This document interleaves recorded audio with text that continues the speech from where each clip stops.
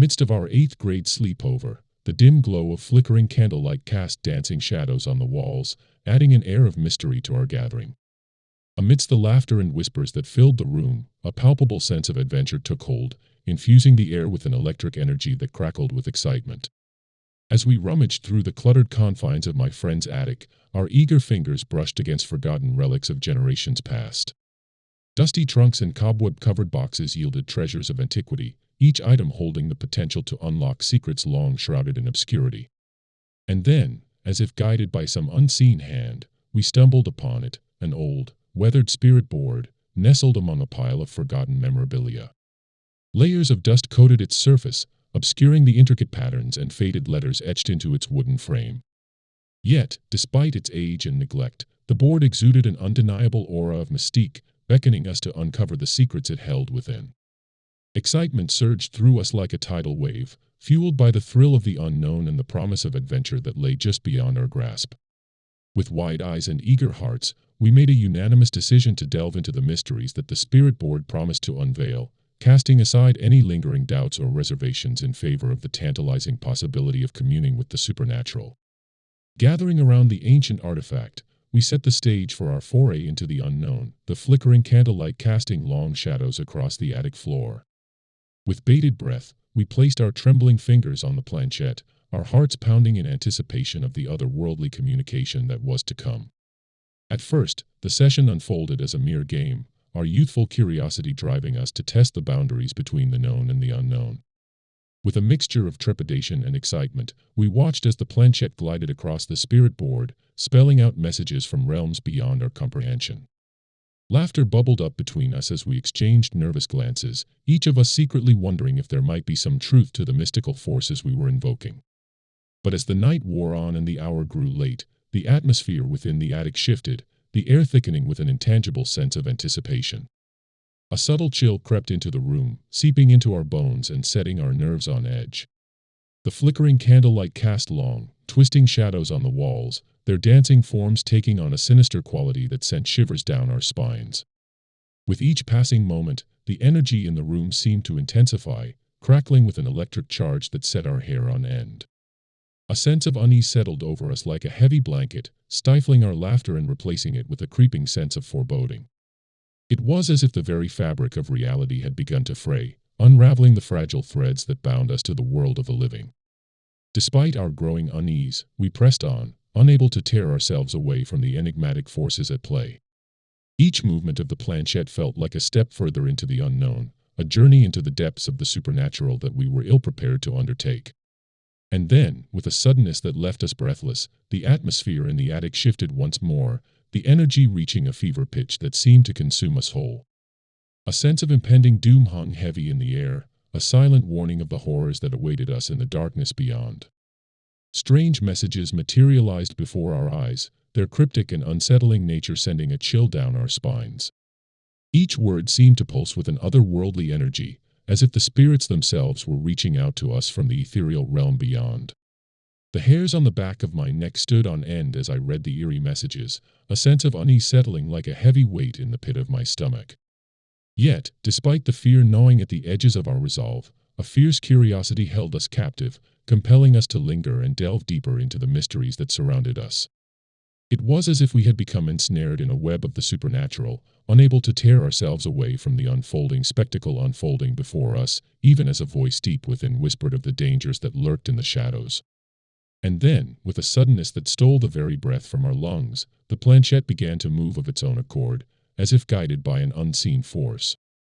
It glided across the surface of the board with a fluidity that defied explanation, its movements swift and purposeful, as if driven by an urgency that sent a chill racing down my spine.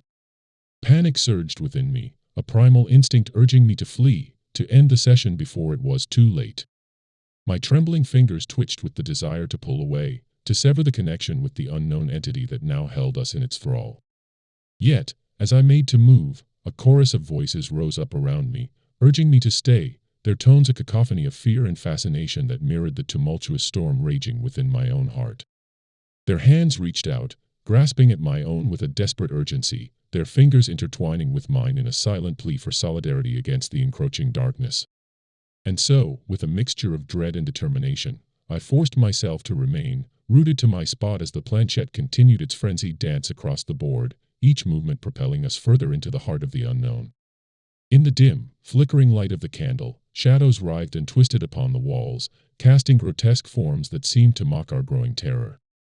Each flicker of the flame cast the shadows into a frenzied dance, their contorted shapes morphing and shifting with an otherworldly fluidity. The once familiar contours of the attic took on a sinister aspect, the lines between reality and nightmare blurring into a nightmarish tableau of fear and uncertainty. The air grew heavy with tension, thick with a palpable sense of foreboding that seemed to press down upon us like a suffocating weight. Every creak of the floorboards, every whisper of the wind outside, was magnified 100-fold, each sound echoing through the attic with an eerie clarity that sent shivers racing down our spines. With bated breath, we waited in silence, our senses strained to the breaking point as we braced ourselves for what would come next. Time seemed to stretch into eternity as we stood on the precipice of the unknown, our hearts pounding in our chests as we prepared to confront whatever horrors lay in wait beyond the veil of darkness. And then, as if in response to the silent plea that hung heavy in the air, a bone-chilling breeze swept through the room with an eerie whisper, snuffing out the candle's feeble flame in an instant. The sudden darkness enveloped us like a suffocating cloak, plunging us into a void devoid of light or solace. Panic seized my heart in a vice-like grip, its icy fingers squeezing the breath from my lungs as I groped blindly in the oppressive blackness. My hands flailed desperately through the void, searching for purchase in the impenetrable darkness, but finding only empty air that offered no reprieve from the overwhelming fear that threatened to consume me whole. With each passing second, the darkness seemed to deepen, its suffocating weight pressing down upon me with a relentless force that left me gasping for air. A sense of utter helplessness washed over me as I stood frozen in the darkness, my mind racing with thoughts of the horrors that lurked just beyond my sight. Every sound, every movement, sent a jolt of terror coursing through my veins, as I waited with bated breath for the next inevitable terror to reveal itself in the blackness that surrounded me. In the oppressive darkness, the air became thick with an almost tangible presence, its weight pressing down on me from all sides like a suffocating embrace. Each breath felt labored, as if I were struggling to draw air into my lungs against an unseen force determined to choke the life from me.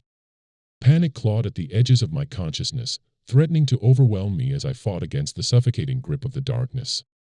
Desperate for some shred of reassurance, I called out to my friends, my voice echoing hollowly in the void. But my cries fell on deaf ears, swallowed up by the oppressive silence that surrounded us like a shroud. It was as if the darkness itself had become a living entity, devouring sound and light alike in its insatiable hunger for oblivion. Alone and isolated in the suffocating blackness, I felt a primal fear take root within me, gnawing at my sanity with razor-sharp teeth. Every shadow seemed to writhe and twist with malevolent intent, every whisper of movement sending shivers of dread coursing down my spine. In that moment, I felt as though I were teetering on the precipice of madness, the darkness threatening to consume me whole and drag me down into its unfathomable depths. With each passing second, the weight of its presence grew heavier, pressing down on me until I could scarcely breathe beneath its suffocating embrace. And then, just as suddenly as it had descended upon us like a suffocating shroud, the darkness began to dissipate, melting away like morning mist beneath the gentle touch of dawn's first light. With a sense of profound relief, I felt the oppressive weight that had pressed down upon me gradually lift, replaced by the soft glow of the breaking day. As the darkness receded, I found myself standing amidst the soft hues of dawn's embrace, the events of the night fading into a hazy blur of memory that seemed to slip through my fingers like grains of sand. The air was cool and crisp, carrying with it the promise of a new day untainted by the horrors of the night before. Around me, my friends stood in a silent tableau of shock and disbelief, their faces pale and drawn beneath the gentle light of dawn. Their eyes bore witness to the traumas we had endured together, haunted by the memories of the darkness that had threatened to consume us whole. In the quiet stillness of the morning, we gathered together, united by the shared experience of our harrowing ordeal. Though the events of the night had left us shaken and scarred, we took solace in the knowledge that we had emerged from the darkness stronger and closer than ever before. And as the first rays of sunlight bathed us in their warm embrace, we knew that we would carry the memories of that fateful night with us always, a testament to the fragility of the human spirit and the resilience of friendship in the face of unspeakable horrors. As we stumbled out of the house, the cool embrace of the morning air enveloped us like a comforting blanket, a stark contrast to the suffocating darkness that had held us captive just moments before. Blinking against the gentle light of dawn, I felt a profound sense of relief wash over me, as if I were emerging from the depths of a nightmare into the safety of waking reality. Yet, even as we stepped out into the light of day, the memories of the night that had unfolded within those walls remained etched in our minds like scars, impossible to erase or forget. The events of the evening had transformed what was meant to be a simple sleepover into a journey into the heart of darkness itself, leaving an indelible mark on each of us that would linger long after the sun had risen and the shadows had dispersed. Though we tried to bury the memories of that fateful night beneath the facade of normalcy, we knew deep down that they would always remain a part of us, a constant reminder of the dangers that lurk in the shadows, waiting to be unleashed by those who dare to play with forces beyond their control. In the quiet moments of reflection that followed, I couldn't help but wonder what other secrets lay hidden in the world around us, waiting to be unearthed by the curious and the brave.